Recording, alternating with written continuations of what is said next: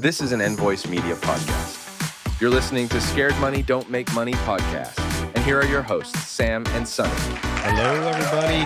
Today is our third episode of Scared Money Don't Make Money. My name is Sam, and this is Sunny here. Hello, how's it going? So we've talked about a lot of different topics about gambling, and I think Sunny's in Vegas like 3 weeks out of the month in the last 2 months. I pretty much live there half time. So today we want to talk about a few strategies of gambling. I know, Sonny, you're a craps player, so we're going to talk about some craps strategies. Mm-hmm. And I'm a blackjack player, so we're going to talk about some blackjack strategies. So let's go into like people who are not familiar with craps. Most people are familiar with blackjack. Right. Explain how the game works. Well, craps is very complicated, as you know, because there are so many bets options you have, and there are maybe like 1,000 ways of playing it too. But the basic strategy is you have the pass line, and then you bet on the pass line. You establish a point, and what you try to do is try to hit that point one more time to win that bet. But in the middle of the roll, you could place bets on the other numbers too. Hard ways, there's the soft numbers, and then there's also the one-time roll crap bets, like the 2, 3, 11, and 12s. So, I mean, there are other bets that you could play on craps. Right. So craps is a lot. It's really complicating because there's probably about like 50 different ways of playing it, and you can make money in different ways. Whereas like blackjack, it's like your goal is to get 21 without going over and beating the dealer. Right. So it's like one way of playing. However, in craps, there's, like Sonny said, there's the way generally the way people play normally is playing the pass line, which is like you don't want to crap out. So crapping out means throwing a 7. Right? After the point is established. Right. And being established on the point means in the come out roll, so whoever's starting out the roll, they want to, throw out a number between 4 and 10. So once that number is established, now people are betting on the pass line and the numbers, and they can get paid on those. Right. And you have all these bets out there, and you can win money on those bets as long as you're not hitting the 7. Right. Yeah. So if the 7 hits, then everyone loses all the bets if you bet in the numbers. Right. But if the point hits, like let's say we threw a 6 and the established point is 6, and then when you throw out the 6 again, then the player wins, right? The point on the pass line bet. But also if you bet on number 4, 5, 8, 9, and you hit 5, 4, 10, and you have bets on those, you also win a certain odds based on the number, right? Right. Or the bet. Exactly. So Sonny's going to explain to us his strategy of how he plays craps, which is not that way, right? Yeah, this is not the normal way of playing craps. A lot of people, like I said, play the pass line, and that's the normal way. But for me, I try to hedge a little bit. What I'll do is I'll bet on the pass line and the don't pass at the same time on the come out row. Come out row meaning that's the first roll of the new player. So for me, I want to bet on the pass and don't pass at the same time. But there are a couple of reasons why I do that too. Number one is for me to get a higher rating at the casino. Let's say if I bet 500 on the don't, 500 on the pass, I get a rating of $1,000 per hand, yep. per row.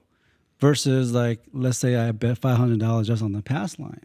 So my rating is $500 only right there. Yep. Right? So, makes sense. So my advantage is just like, okay, you know what? I want to get a higher rating, so then my comps at the casino will be a little higher.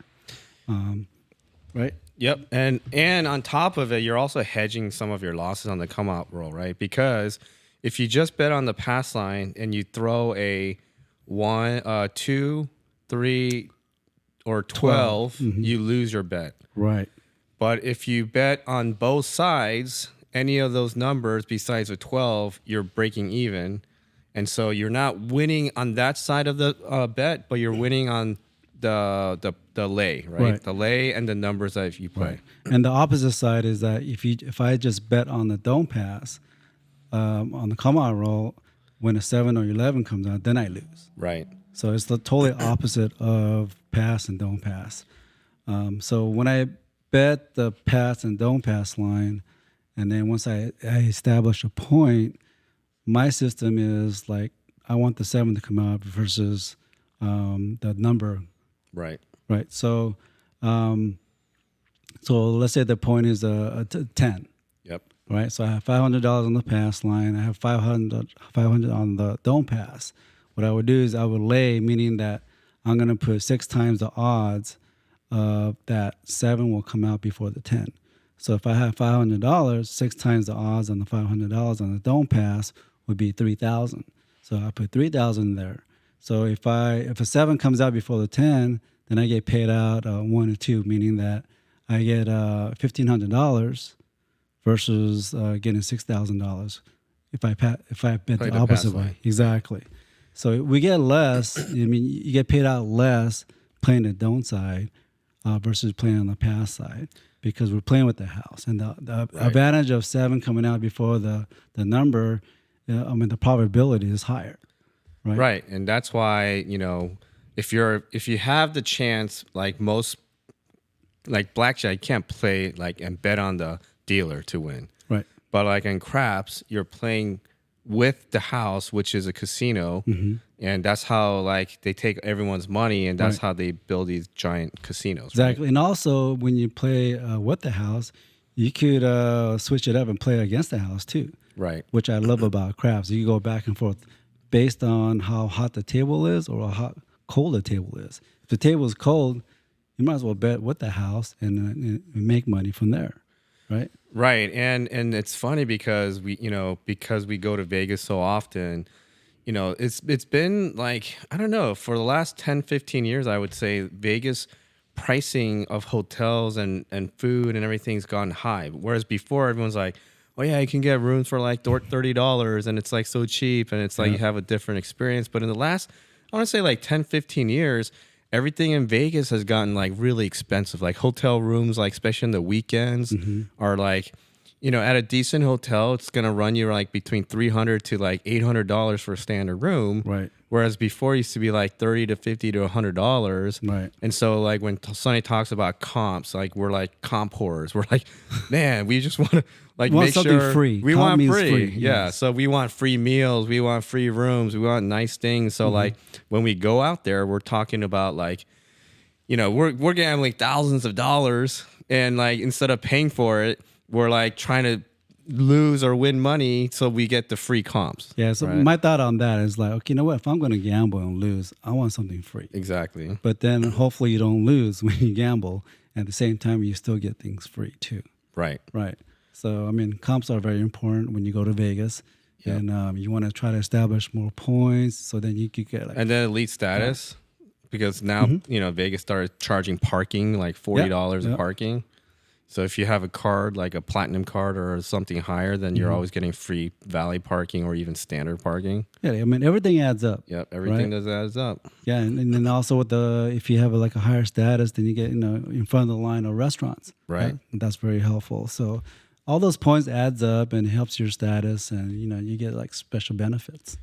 Yeah, and so that's how they bring you back to gamble some more, right? Yeah, they pretty much give you the red carpet treatment. If you're like a high gambler, like big time gambler, they're gonna treat you like a VIP red carpet. Right. If you're just betting maybe like $100, $200 a hand, maybe not so. But then once you get to like $500, maybe $1,000 a hand, that's where the difference is there. Right. Yeah. And when you talk about certain comps, it's like you get car service. Things like they take you in a Rolls Royce or they pick you up in an SUV and it's like, red carpet treatment. Yep. Whereas like if you aren't gambling that much, even if you try to pay for it, you can't even pay for those kind of services, right? Yeah, exactly. Yeah. So like one of the other things like we're talking about in the crap strategy is like Sonny plays with the house. So like you do have like we're always looking for the edge, right? We want to win against the casino because who wants to lose, right? Like we always go to Vegas or any casino you go to, you want to find an edge and you want to win because let's say, if you're doing it for fun and you're like, okay, I got $1,000 I'm going to spend this trip. And if I lose, I lose, right? But like, you're not really enjoying the time you're there if you're losing. So like you and I, win, we want to win, right? Like, and you and I are always like thinking of like, what's the best way to win? Like same thing, like hit and runs, right? Whether it's craps or blackjack, it's like the best way to make money because the longer you sit down, you're going to lose, right? And that's why the house wants you to stay and play for 4 hours a day. Right. Right. In order to get free rooms, in order to get free food, right, et cetera, et cetera. And that's how they get you. Right. So our system, what you and I do is like, hey, no, let's try to play like for like 5 minutes. Let's try to make $5 to maybe $1,000 and then just hit and run. Right. Right. But that, obviously we want to do hit and runs and like, but then like we're talking about like runs, right? Like how do we know when that run is over? Because I know like for blackjack, I can sit for like, let's say 5-10 minutes and go through a session of 5-10 minutes and I can be either like super down or like super up, right? So, but let's say for like conversation's sake, let's say I'm positive. So now I'm up $2,000 in the first like 10 minutes. Do I get up or am I still in the run?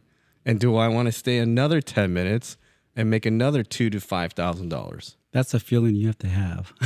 It is a feeling. It is a feeling. And discipline, right? Exactly. Discipline, the like the vibe and everything that was going on. If they change dealers or not. Right. Or if they change like, the deck or, I mean, all those comes into play. Right. So like in the run, like let's talk about craps. So like you bet pass and don't pass 500 whatever bucks and you're playing it.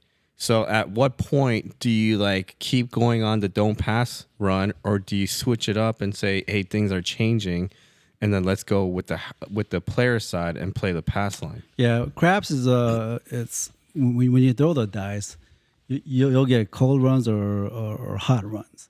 And normally in craps, like it takes maybe after you establish the point, it takes probably like 4 to 5 rolls until either you hit the point or you crap out. Once you start throwing the dice and you start like hitting maybe like 10, 15 numbers, that's when you know, hey, you know what? The session here might be hot. And that's where I say, you know what? I might switch it up from playing the don't pass to the pass line because I see like there's little patterns that I've noticed from all these years I've played craps. And, and one thing I noticed is like once I start hitting the points, then I know that this table's hot. And then I just switch over or else I'll probably just lose my bankroll. And not, which I've done a couple of times here and there because, I'm steaming or I'm not like, I'm being very stubborn. But when I see that, that's where I should switch. But there are times where I did switch and guess what?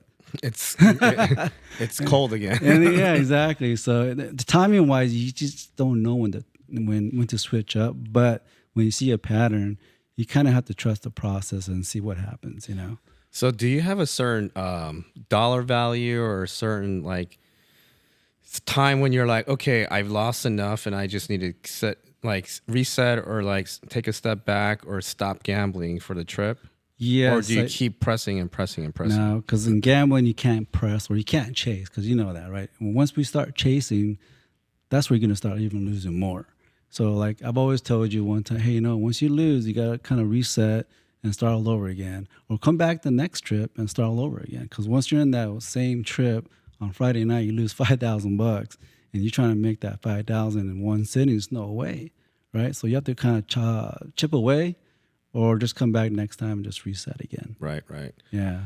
So I think like I think this year, 2024, I've actually had a positive season or positive year. So most of the runs I've been in casinos this year, I've come out ahead. Right. So it's because you were disciplined or is it because you were on a hot run or what was that? What do you think? I think in the last trip I was there, I was on a hot run.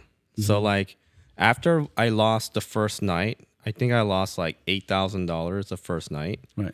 And then after that, I went on a crazy run where I ended up winning like $20,000. Right. So like after like when I went on that $20,000 run, it was like every session I sat at a table, whatever. Like I think I had like 6 different sessions where I sat down.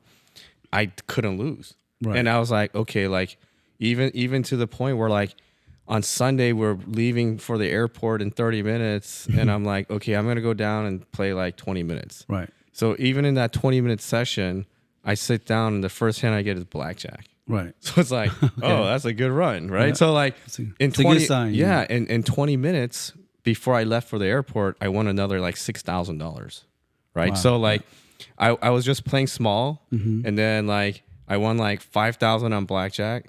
So then I was like, okay, I'm gonna go cash in. I gotta go, but then I had like $100 left, so I went after I cashed in the 5,000. 5,100. I took that 100 to roulette table, and I put it on 1720, and it hit. Exactly. So I got another 1,500, and I was like, okay, you know what? That's good enough, and I gotta go to the airport anyways. Exactly. So like, that's why you call it a day, right there. I call it a day. Like I mean, normally, if I'm up like that, I would probably keep pressing.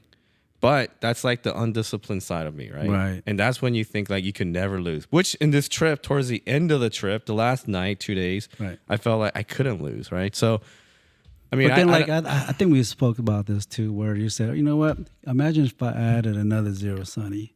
Yeah. Or like, what if like instead of betting the black chips, I'm betting the purple chips, which is $500. Right.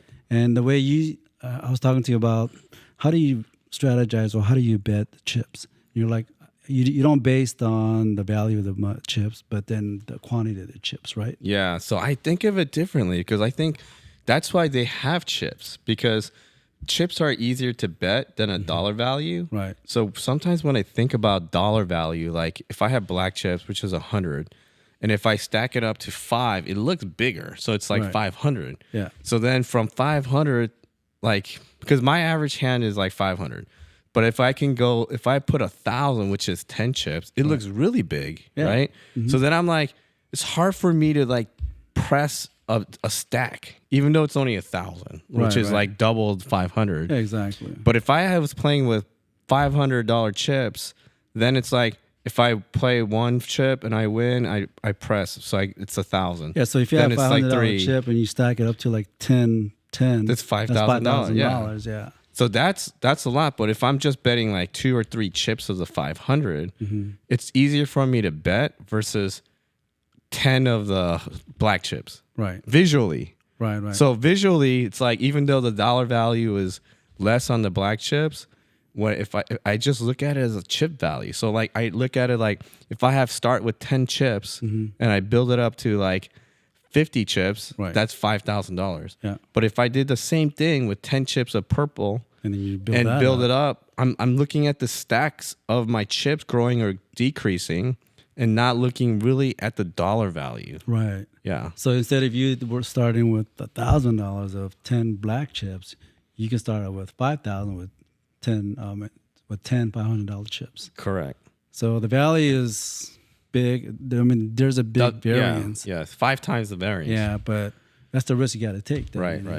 That's if you want to change up the chips. Right. So if I'm in a hot run like that last trip and I played with purple chips, I would be up 20,000 times 5, which is 100,000. Exactly. Right.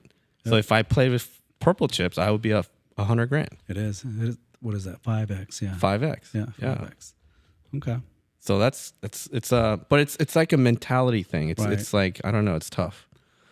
So like on the comps, right? Like let's go back to the comps. Like you're on a hot run, whatever, like, and there's all these new hotels, like, and like I think if we were to go to like cheap hotels, we can get a lot of things comped. Right. But like we like to stay in like 5-star hotels, like stay the at the Wynn or Venetian or a Fontainebleau or hotels like that. Those hotels, like if you're gambling like even like $200 a hand, it's really not that much. Right. It depends if you play 4 hours. Right. And I do. Yeah, exactly. Blackjack, I tend to play 4 hours or longer because like even if I do the hit and runs, I will go ahead and like do hit and runs where it shows 4 hours of Yeah. playing. Whereas Sonny, he'll do a hit and runs and they're like, Sonny, you only played 1 hour. Exactly. And that's like, they don't really like that because Yeah. they know you're not really gambling or Right. spending that time. So, But even though my value is higher, I'm betting a higher amount, but I'm playing less. That means no, they don't like that. Right. So in most hotels, I actually get better comps than Sonny, Right. and a lot more promotional chips than Sonny. Even though his average bet is like 1,000 or more per hand, and mine's like 500. Because if I go to like Palms Hotel, Venetian Hotel, any of those places, like they offer me like 3 to 5 nights free, plus they give me like promotional chips of $1,000 or more. Yep. And Sonny usually gets like $500 in promotional chips, which is I'll still get the free rooms, but I won't get yeah. the benefits like Sam does. yeah, But that's how it goes. right. Right. So let's talk about blackjack. So blackjack, I know you like to play blackjack more for fun when you're like Right. waiting for people or waiting to do something else, and you're like just kind of having Trying more to kill fun. time. Kill time. No, trying to have kill fun time. too. Well, have fun. Yeah. Yeah. So if you go with a bunch of like people, like we're going with friends and we're going out for like 6 to 7 people, we all sit at a table, just have a few drinks and like play for fun. And if you win or lose a couple $100, not a big deal, right? Yeah, exactly. For me, I actually like to play blackjack to make money because for me, for some reason, like you see how you envision like crap runs of like good and bad. I see it in my head of like when I'm playing blackjack, I see the patterns, and it's like that's why I like to play by myself. Yeah. Or maybe one other person that knows how to play properly. Right. Then it's like, okay, I can sit there and kind of see where the cards are coming and where the flow's coming. Because just like you said in craps, in blackjack, there's runs you go on. You go on positive runs, you go on negative runs. And so in blackjack, like if you're on that positive run, if you're betting the same amount of value, let's say you're betting $500 a hand and you just bet 500 every time, the house has the edge because I think in blackjack it's like the house has 51.9%, so 52% Right. chance of winning. Meaning the longer you play and the same amount of money you bet, you're gonna end up losing. Exactly. So like when you're on a hot streak in blackjack, instead of betting 500, then I'll bet 500, 700,000, whatever. So then at that point you're adding up the higher value. When you're losing, I go even down to like $100 or $200 a bet. It's the total reversal. Yeah. So like I want to know like if I'm winning 49% of the time, then the times I'm winning, I'm gonna win $1,000 a hand or more. When I'm losing, I'm betting like 200. So like even the percentages against me, the betting strategy is how I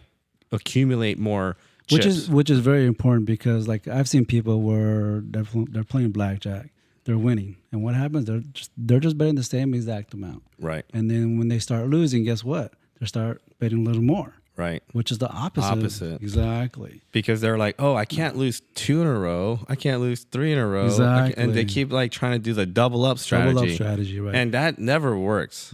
Because, Especially if you're losing too. Yes.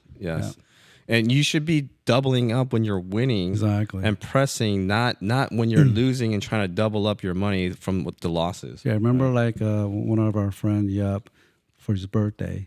What is it, 40th birthday? It was his 40th birthday. Yep. And he had a hot run. Yeah, I think we were playing with like 6 of us at a table in blackjack. Yeah, it was at Cosmo. Cosmo. Yeah. And I believe he won like 20 to 25 hands straight. Straight, yeah, exactly. And he was betting green chips, which are $25 chips. And I don't think he pressed, or he might have pressed one time. And he only walked away with maybe like 1,000 or 2. No, I think he only walked away with 500. Okay, 500. Yeah. So after 20 hands, and I'm here betting like big amounts, and the dealer's like, man, if you were sitting where he was sitting, you would walk away at least $10,000. Exactly. And I was like, I know. And then I was like going up and down. And I was like, damn, I should just bet on him. So that's the betting strategy. Example. Yeah, exactly. So that strategy there doesn't work where you're betting the same amount all day, especially if you're hot. And when you're hot, you have to press a little bit. Exactly. Yeah. And this also goes for slot machines, because like slot machines, people are like, oh, if that machine already hit, it's not going to hit again. But a lot of times, especially if you're playing high limit slots where it's $100, $200 a spin, right? If you hit a jackpot and you get a hand pay, you usually want to do a back to back. So you want to Right. keep playing that same machine for at least like 6 to 7 more hits Right. before you leave, because from what I hear and what I've seen, machines hit back to back. Oh, interesting. So if you're let's say you hit $5,000 on a slot machine, instead of saying, "Oh, that's not going to hit again," you walk away. Right. I would play like 6 to 7 hands more because it may do another hand pay. Right. So Yeah. there's a chance you take that. Yeah. Yep. Okay. Is there any other games you play? Because I also play roulette, and No. like, Well, we got baccarat too, where you can play both baccarat. hands. But I'm not. I mean, the whales in Vegas, everyone plays the baccarat. right? That's something I noticed. Other than that, no, craps is my game there. Yes, and so like baccarat. Let's talk about baccarat. Like, there's like, if you don't know what baccarat is, you can bet on the player or the bank. Right.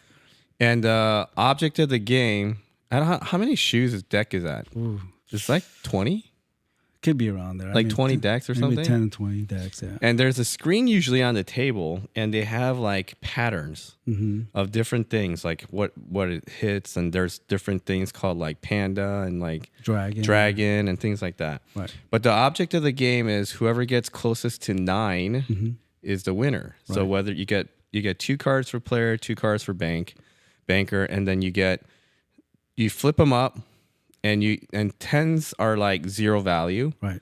And so if you get a natural 9, then you win Win automatically.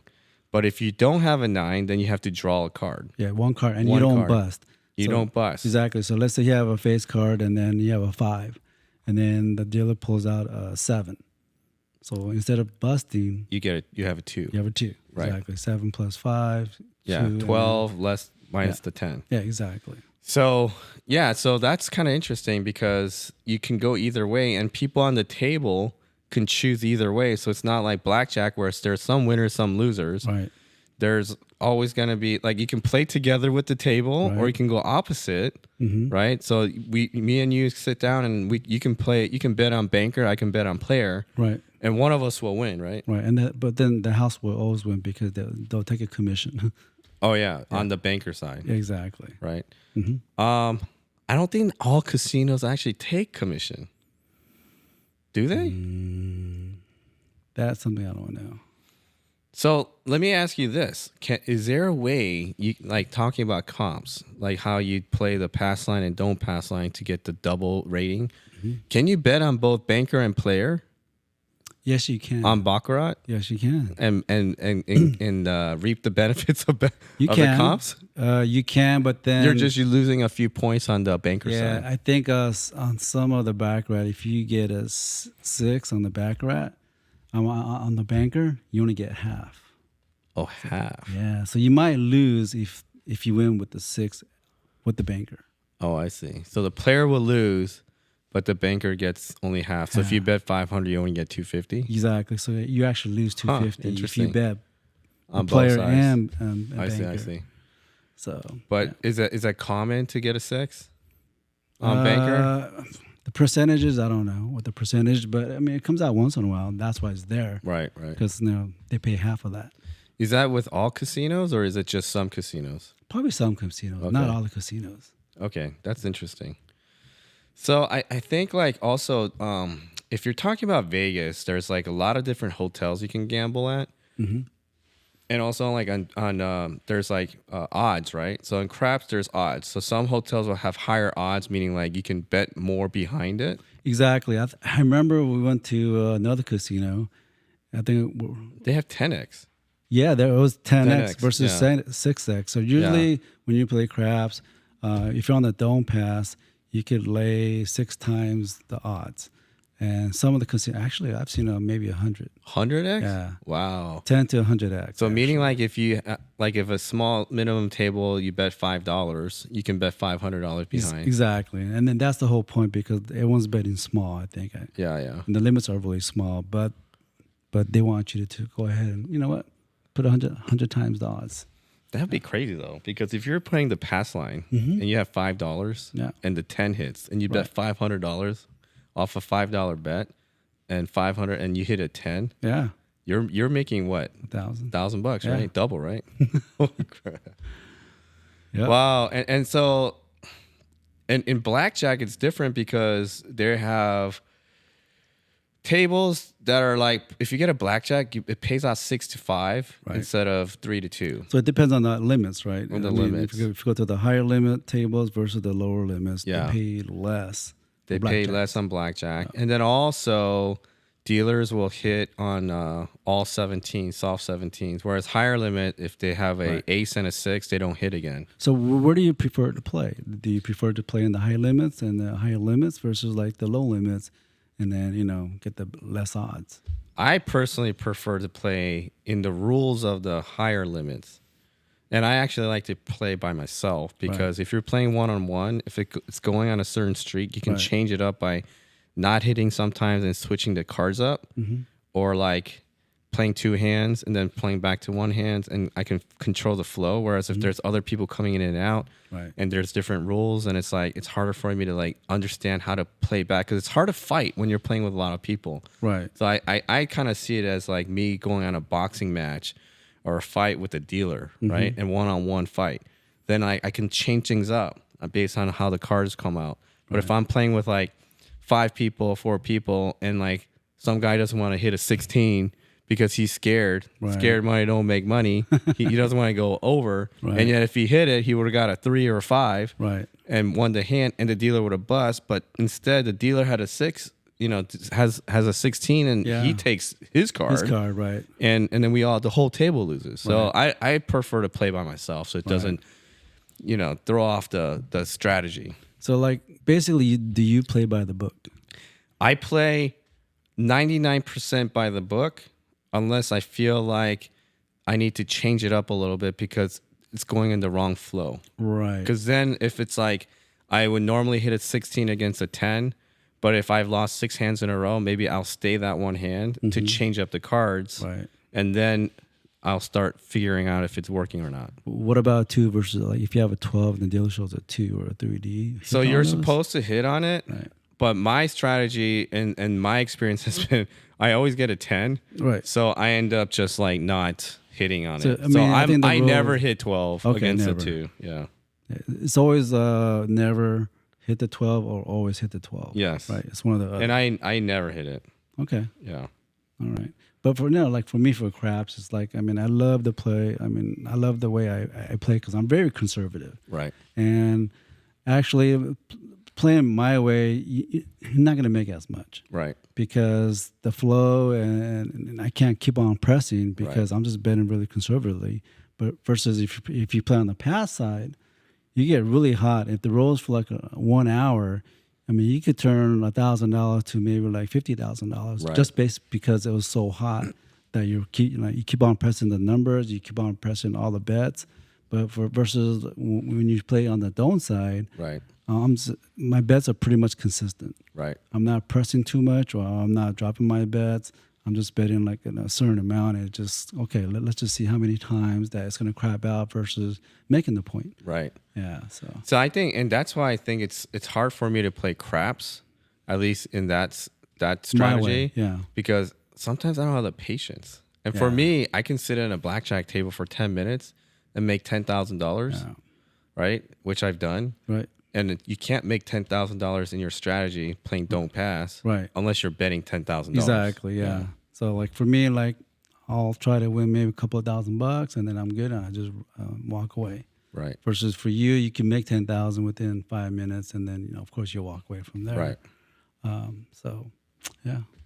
Yeah, but thank you for listening today. It was kind of fun talking about different strategies and comps, but if you guys are interested in learning more about how we play, or want to come and gamble with us, or want to learn how to work out the comps system, I think like one of the other episodes in the future we'll talk about Vegas comps and like how to maximize